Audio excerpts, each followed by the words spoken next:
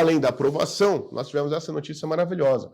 11 deputados do PL, o partido do presidente Bolsonaro, votam a favor do projeto da reforma tributária de Lula na Câmara. Esquisito, né? Esquisito. Pois é. 11 deputados do Partido Liberal contrariaram a orientação partidária e votaram a favor do texto da base de regulamentação da reforma tributária aprovada ontem na quarta-feira. Essa decisão divergente do PL, partido que faz oposição ao governo na casa quando lhe convém, foi representada por parlamentares como Vinícius Gurgel, do Amapá, Júnior Lourenço, do Maranhão, João Carlos Bacelar, da Bahia. Aliás, o PL da Bahia é a base do PT, né? Só tem petista lá dentro daquela porcaria, com algumas exceções, como o meu queridíssimo Aleluia, né? Júnior Mano, do Ceará, o Pastor Gil, do Maranhão, Zé Vitor, de Minas Gerais, Robson Faria, do Rio Grande do Norte, Bosco Costa, do Sergipe, Antônio Carlos, de São Paulo, Luiz Carlos Mota, de São Paulo, e o nosso querido palhaço Tiririca, de São Paulo. Né? Todos eles estão aí, né, contribuindo para meter a mão no seu bolso. Contrários. O que acontece? Projetos de lei, em geral, têm um trâmite muito claro. Né? Eles são protocolados no Congresso e aí eles vão para as comissões. Daí vai para a Comissão de Constituição e Justiça para ver se não tem nenhum BO ali, assim, que torne o projeto inconstitucional. Aí vai para todas aquelas comissões que não servem para nada. Vai para a Comissão de Educação, para a Comissão de Saúde, para a Comissão de Finanças, para a Comissão do Orçamento, para a Comissão da Mulher, para a Comissão do Papagaio, para a Comissão do Saci Pererê, para todas as comissões para ver se o projeto, né, de que maneira o projeto interfere naquela área específica da vida social brasileira. Né, tratada pela comissão. E aí, tendo a aprovação, parecer positivo de todas as comissões, né, o negócio vai para o plenário. Aí algum relator final pega o relator, pega o parecer das comissões, dá aquela ajeitada e vai para o plenário e é votado. Projetos são discutidos em comissões. Alguns projetos, algumas PECs, são discutidos em comissões especiais. Então, se monta lá uma comissão especial e a comissão, então, trata daquele assunto, né, que às vezes não convém passar por todas as comissões, né, que já são ordinárias na Câmara, então cria uma comissão especial para aquilo. Qual que é o grande lance da comissão? A comissão ela é organizada por meio da representação partidária. Né, então os partidos, cada comissão, né, é organizada de acordo com o número de cadeiras que os partidos têm. Então, no final das contas, os partidos que têm a maioria controlam as comissões. Qual que era o grande problema desse projeto? Se ele seguisse o trâmite normal, o PL ia afundar o projeto no meio do trâmite. Afinal, o PL é o maior partido da Câmara e ele coordena comissões importantes, como a Comissão de Constituição e Justiça, a CCJ, que é presidida, né, pela nossa queridíssima Carolina Detoni. Então, o que o senhor Lira faz? O senhor Lira inovou. Contrário ao regimento, ou a partir de uma hermenêutica assim, muito safadinha do regimento da Câmara, ele inventou o grupo de trabalho. Não vamos passar por comissão, vamos fazer o grupo de trabalho para discutir o projeto. E o que é o grupo de trabalho? É um grupelho de deputados que são indicados por ele mesmo. Né? O grupo de trabalho acompanha a representação partidária na Câmara? Não. Quem são os indicados para o grupo de trabalho? São indicados pelos líderes partidários? Não. São indicados pelo Lira. O Lira fala, então eu acho que nesse grupo de trabalho aqui, vamos pôr esse cara do PT, esse cara do PP, que é mais lulista que a Dilma Rousseff, esse cara aqui do republicano, que é mais lulista que a Gleisi Hoffmann, esse cara aqui do Kassab, que vai fazer bom negócio, e assim por diante. O grupo de trabalho é uma excrescência, ele não existe justamente porque ele destrói a ideia de representatividade dentro da Câmara. Mas é uma dessas invenções do Lira, tá?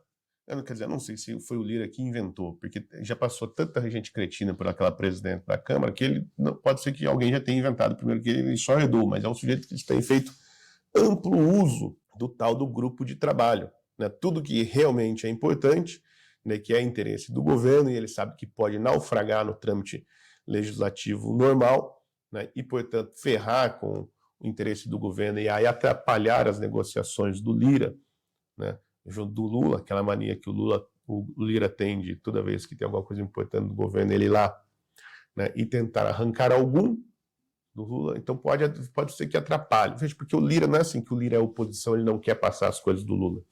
Ele quer passar, ele quer ajudar o Lula. Mas quem quer rir tem que fazer rir, não é mesmo? Então essa é a filosofia do Lira, ele vai passar tudo que o governo pagar para passar. Tá? E os maluquinhos do PL pode ser que não pensem assim e resolvam implodir os projetos do governo. Então, para não seguir o trâmite normal pelas comissões, né, que são infestadas de gente da oposição que não tem nenhuma responsabilidade para com a politicagem local, ele criou os grupos de trabalho. E o grande problema desse projeto é este. Né? O texto aprovado é um substitutivo elaborado por um grupo de trabalho designado pelo presidente da Câmara, o senhor Arthur Lira, com relatoria geral conduzida por Reginaldo Lopes, do PT, escolhido como relator pelo próprio Arthur Lira. Atualmente, os parlamentares estão debatendo os destaques que visam modificar o texto. Então tem um monte de destaque lá para incluir uma série de coisas. Durante a discussão foram apresentadas 804 emendas de plenário, dos quais 45 foram parcial ou totalmente incorporadas após as negociações conduzidas por Lopes. O parecer final inclui uma salvaguarda que limita a alíquota média de referência do imposto sobre valor agregado, tal do IVA, de 26%. Ou seja, o negócio passou com 804 emendas. Então imagina que tipo de Frankenstein não tem ali. Não só isso, o projeto foi protocolado, isso está todo mundo falando, inclusive o próprio deputado Marcel Van Hatten, vou até ler um tweet dele aqui que eu repostei. Não é? Duas coisas interessantes. O Van Hatten, olha, o príncipe disse o seguinte. Não, cadê? Deu um minutinho, gente. Me relevem aí que eu tô meio doente, tô meio lento.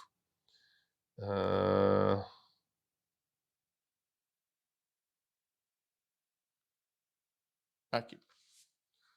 Disse o Marcel Van Hatten ontem. Há 30 segundos de abrir o painel de votação, o novo texto da reforma tributária foi protocolado. Eu abri o texto, ele tem 356 páginas, tá? Aberta a votação, quase nenhum deputado sabia o que estava sendo votado, nem eu, e eu votei contra. Mesmo assim, ganhou o sim e está aprovado o texto desconhecido, salsichas e leis. O texto foi protocolado às 19h39 e 40 segundos, e a votação foi aberta, como se vê no print, às 19h40.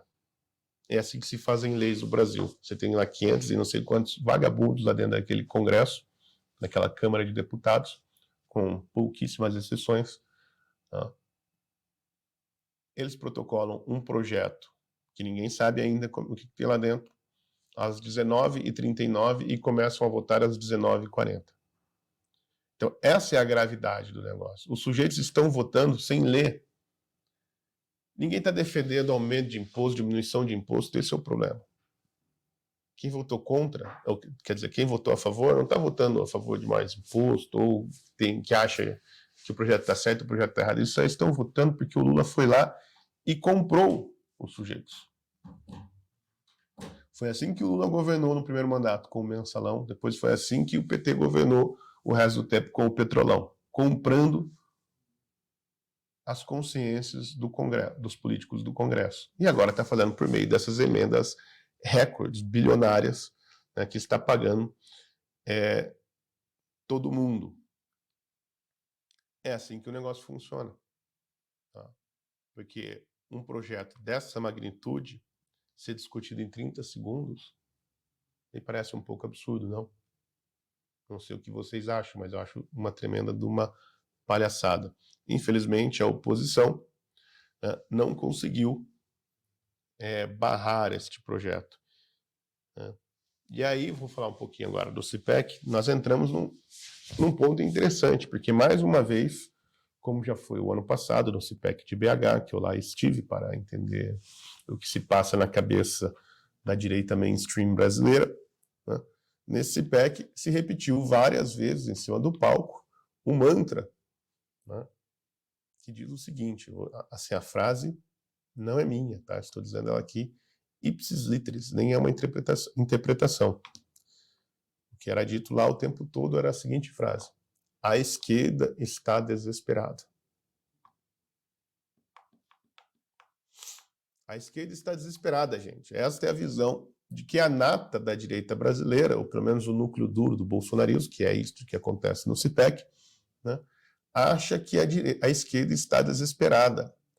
E 3 dias depois, essa esquerda desesperada vem e aprova, né, a maior tungada no bolso do cidadão brasileiro da história. Se a esquerda está desesperada, você aí que vai pagar a conta está como, então? Veja, a direita precisa descer do palanque. Tudo bem, o CPEC é um momento de palanque. É um momento de festa, de falar merda, de motivar a galera, né? De ser até um pouco assim, viajar na maionese. Mas qual é o problema? O problema é que eles acreditam. Né? Aquela velha história do dirigente partidário, né? Do dirigente do Partido Comunista que olha para a discussão lá do pessoal do partido brigando, né, por conta de alianças políticas, e fala, né, não queremos, podemos aliar com a burguesia, não sei o que. O dirigente olha e fala, camaradas, por favor, será que decaímos tanto ao ponto de acreditar na nossa própria propaganda? Né? Então tudo bem, o pessoal vai lá e fala que a esquerda está desesperada lá em cima do palco do CITEC, para ganhar uns aplausos, o pessoal ficar motivado, mas você não pode agir assim, né? Você não pode agir como se a esquerda estivesse desesperada, porque ela não está desesperada, estamos nós. Se a esquerda está desesperada, como é que está a família do Clezão? Se a esquerda está desesperada, como é que está o Felipe Martins? Se a esquerda está desesperada, como é que estão nossos heróis no exílio? O Alan, a Ludmilla, o Paulo Figueiredo. Desesperado estou eu.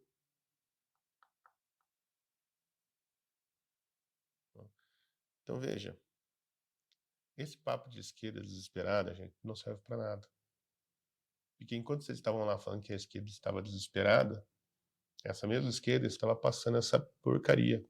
Que o maior congresso conservador, né, agora temos o maior congresso conservador da história do Brasil, não conseguiu parar.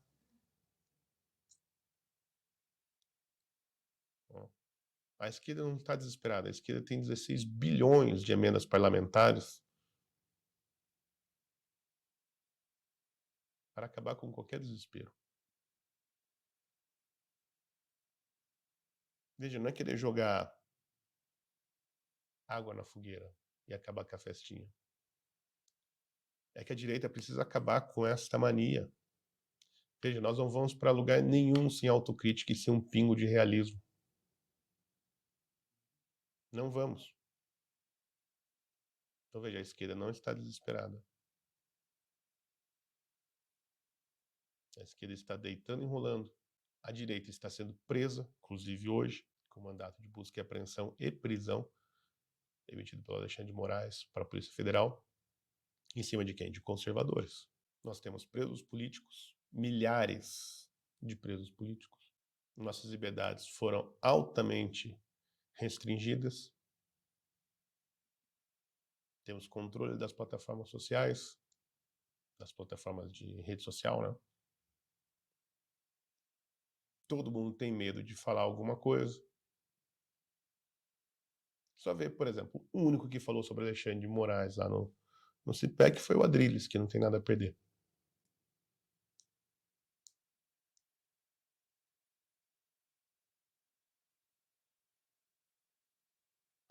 Então, assim, um pouco de realismo, gente, é essencial. Não dá para a direita, sem projetos, baseado única e exclusivamente no culto personalista do Jair Bolsonaro, achar que vai dar para fazer alguma coisa. Não vai. Não vai acontecer.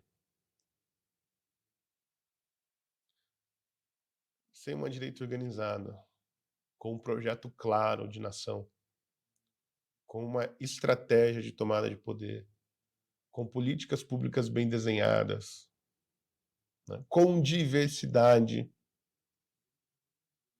com várias lideranças coordenadas ao mesmo tempo, o negócio não vai acontecer. Né? Vocês podem até conseguir garantir a eleição dos mesmos aí. Né? Mas isso não faz a menor diferença. Ó, lógico que faz para eles, que eles, né, continuam com lá um bom emprego, um bom salário, mordomia, de gabinete, etc, etc. Mas para o povo não faz a menor diferença. Então, esse papo de pendrive, né, fica dando trela para um doente mental como Marcos Duval, né, esse papo de esquerda está desesperada, etc. A gente precisa acabar com isso. Veja, não é ser pessimista, mas se a gente não souber o terreno que nós estamos pisando, como nós vamos elaborar qualquer ação para sair dele? Como dizia o nosso querido professor Olavo, a informação é a base da ação. E a informação correta, não é a viagem, não é o delírio.